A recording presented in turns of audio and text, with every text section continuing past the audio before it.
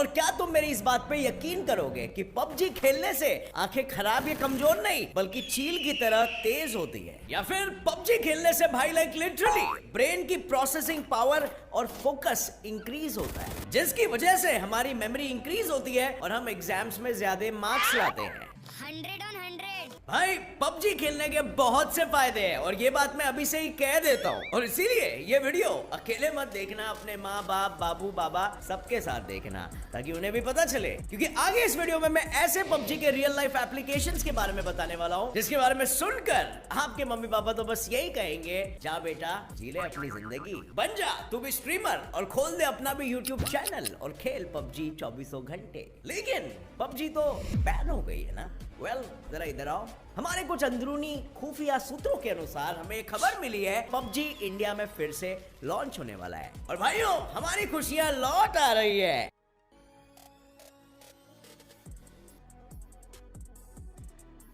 और इसीलिए नीचे कमेंट्स में ठोको जय पबजी। अगर आपने जय पबजी नहीं ठोका तो आप पबजी के सच्चे फैन नहीं हो। अब एनीवे यार बहुत बकवास हो गई, अब let's get directly into the topic. क्या पबजी खेलना आपकी सेहत के लिए अच्छा होता है या फिर नहीं?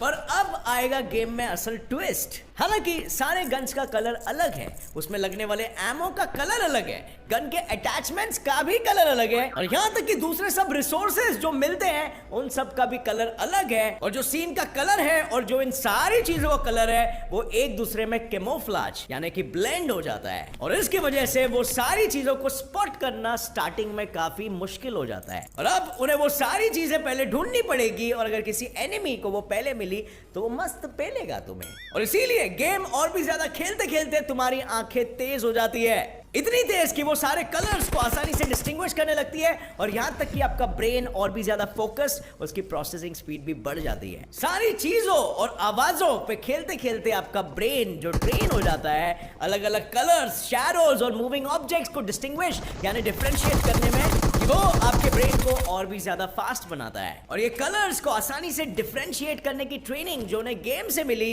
ये बड़ी आसानी से रियल लाइफ में भी काम में आती है। लाइक फॉर एग्जाम्पल जब कोई गेमर बहुत ही घने कोहरे में या फॉग में गाड़ी चलाता है तो उसके एक्सीडेंट्स होने के चांसेस बहुत ही कम हो जाते हैं। और ऐसा क्यों? वेल ये इसीलिए क्योंकि घने कोहरे में काफी सारी चीजें डिफरेंट शेड्स ऑफ ग्रे की दिखने लगती है, जो कोई भी गेमर बड़ी आसानी से इजी पीजी वे में डिफरेंशिएट कर लेता है, और उन्हें ये बड़ी आसानी से समझ आता है कि इतने घने डेंस फॉग में कोई व्हीकल उनसे पास है या फिर दूर। और अब ये था साइंटिफिक प्रूफ कि पबजी खेलने से आपकी आंखें कमजोर नहीं होती है। सो अब बढ़ते हैं मिथ नंबर 2 की ओर, जो है फोकस।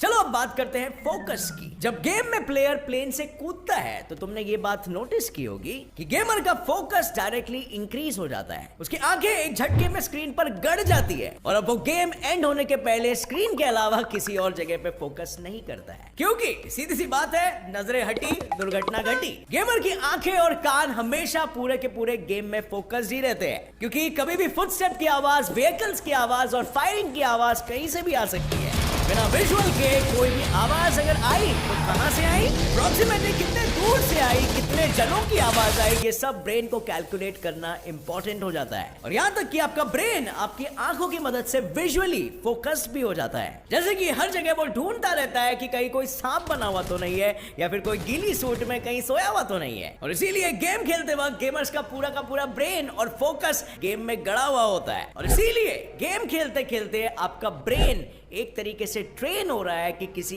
एक चीज में ज्यादा टाइम तक फोकस्ड रहे, और इसीलिए फिर वो इंसान चाहे गेम खेल रहा हो या कुछ और कर रहा हो, उसका फोकस हमेशा बना ही रहेगा। जैसे कि अगर कोई गेमर पढ़ने बैठा तो उसका फोकस हमेशा उसके बुक्स में ही रहेगा और कहीं नहीं, बाकी की इंफॉर्मेशन उसका ब्रेन ब्लॉक करता रहेगा। Number 3, hand and eye coordination.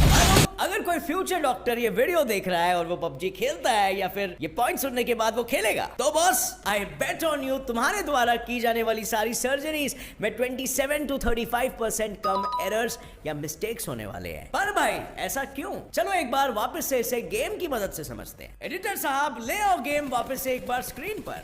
अब ये देखो, ये है गेम और ये है गेम खेलते गेमर जी। अब क्या गेमर जी का ध्यान बटन्स पर है या स्क्रीन पर चलते गेम पर है? ऑब्वियसली गेमर का ध्यान उसके एनिमीज पर है, पर जब वो बटन्स को नहीं देख रहा तो उसकी उंगलियां कैसे इतना प्रिसाइसली इतना अच्छा गेम खेल रही है? वेल, ये इसीलिए क्योंकि उसका ब्रेन गेम खेलते खेलते इतना ट्रेन हो गया है कि उसके फिंगर्स को अब सारे बटन्स पता है, कौन सा फायर का है, कौन सा जंप का है, कौन सा क्राउच का है या फिर कौन सा एमिंग का है। और फिर जैसे ही तुम्हारे सामने कोई बॉट आएगा, तुम्हारी उंगलियां खुद ब खुद उस फायर बटन से चिपक जाएगी और सामने वाला वहीं पर ढेर हो जाएगा। पर इस एग्जाम्पल में हमने क्या ऑब्जर्व किया? वेल, तुम्हारे आईज को जैसे ही कोई इंफॉर्मेशन मिलती है, तुम्हारा हैंड या कह सकते हैं तुम्हारा ब्रेन तुम्हारे आईज से और भी स्ट्रॉन्ग तरीके से कनेक्ट हो चुका है और तुम्हारे आईज से जो इंफॉर्मेशन है वो तुम्हारे फिंगर्स तक तुरंत एक झटके में ट्रांसफर हो रही है। और इसी तरह ये गेम और खेलते खेलते तुम्हारा ब्रेन तुम्हारे हैंड आई कोऑर्डिनेशन में इतना अच्छे से ट्रेन हो जाता है कि उस गेमर को रियल वर्ल्ड में भी कोई भी टास्क दे दो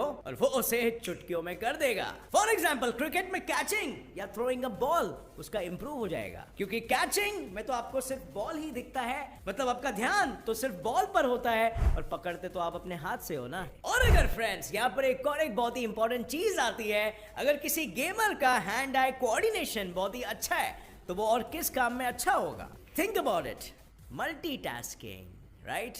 पर एग्जैक्टली आखिर कैसे? वेल, एज अ बिगिनर जब तुम गेम खेलना स्टार्ट करते हो तब तुम एक वक्त पे या तो मूवमेंट करते हो या तो फायर, पर खेलते खेलते तुम क्या सीखते हो? मूवमेंट के साथ साथ जंप या क्राउच और उसके साथ साथ एम लगा के फायर भी करना। और अब यहाँ देख रहे हो, आपका ब्रेन एक साथ में तीन चीजों पर फोकस कर रहा है और आपको पता भी नहीं चल रहा है। यानी आसान शब्दों में कहे तो आप मल्टीटास्किंग अच्छे से करने की ट्रेनिंग ले रहे हो। और हम ठहरे तो निठल्ले 1 या 2 घंटे तो नहीं खेलते, बल्कि खेलते हैं 10-15 घंटे। और इसी वजह से गेमर का ब्रेन फुल्ली ट्रेन हो जाता है मल्टीटास्किंग के लिए। अब जरा ये सोचो कि ये न्यूली एक्वायर्ड स्किल हमें रियल वर्ल्ड में कहां पे काम आएगी? वेल, बहुत सी जगह। लेट्स से अगर आप एक कुक हो और आप 3 डिशेस को एक साथ कुक कर रहे हो तो मल्टीटास्किंग आपको डेफिनेटली काम में आएगी। या फिर जैसे वैज्ञानिकों ने देखा है कि अगर स्टूडेंट्स गेमर्स होते हैं तो वो एक्सप्लेनेशन के साथ साथ नोट्स को फटाफट लिख लेते हैं, क्योंकि नोट्स लेते टाइम तुम्हें कानों से सुनना है और फिर वो इन्फॉर्मेशन को ब्रेन प्रोसेस करेगा